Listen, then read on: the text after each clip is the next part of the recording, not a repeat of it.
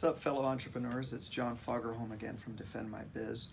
And today I want to talk about employment handbooks in California and why employment handbooks suck. So first, let me start out by saying the law doesn't require you to have employee handbooks. However, I think employee handbooks suck, but better to have one than not have one. So that being said, let me explain why I think they suck. First of all, they just don't work in the way that you think they're going to work for you. What typically happens is people spend a ton of money, 5 to 10 grand for an employment handbook that's 40 something pages, and then they just think that that covers them for however long it's supposed to cover them.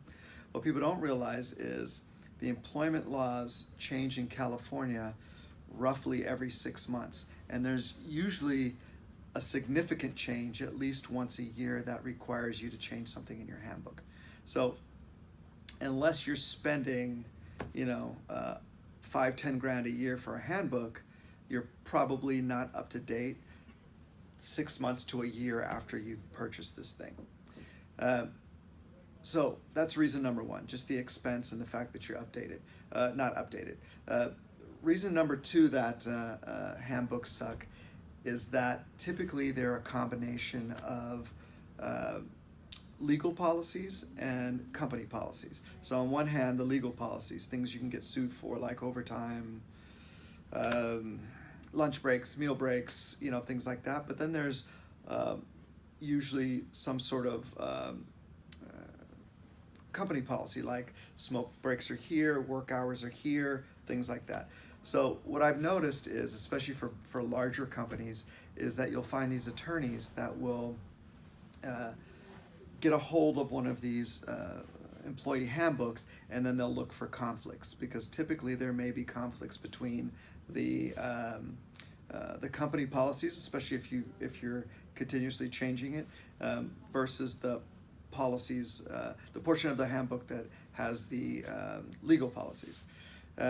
And the final reason why I find handbooks to be deficient and suck is because they just don't work for what you think they're going to work for. So for example, in every deposition that I've taken, and even some trials, I think 1 or 2 trials where I had to use the employment handbook, it just didn't work the way I wanted it to work. So for example, in one particular case, this employee claimed that he worked all of these hours overtime, but the employee handbook specifically states these are the work hours, no overtime without the specific permission of a particular supervisor.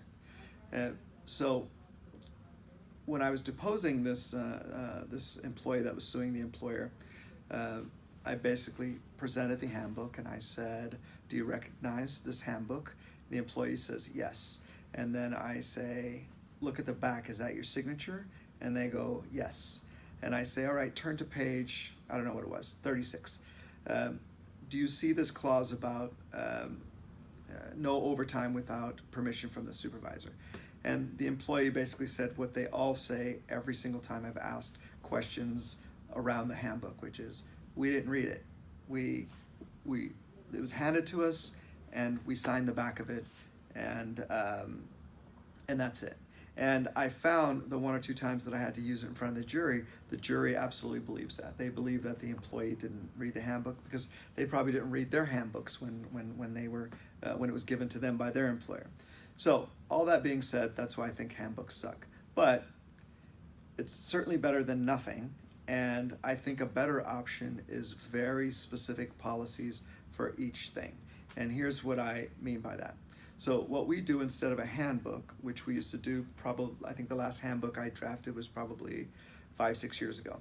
Now we do a very specific 1 or 2 page policy for everything you can be sued for in California law. Overtime, meal breaks, sexual harassment, you name it. Those 1 or 2 policies all are written as a contract between the employee and the employer.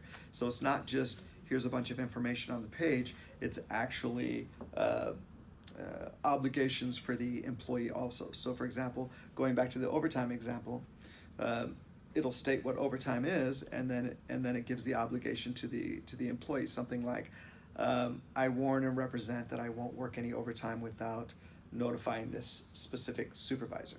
And then it's one page, both in English and in Spanish, signature at the bottom. So then if I were to go to that same employee and I were to say, do you recognize this document? And is that your signature?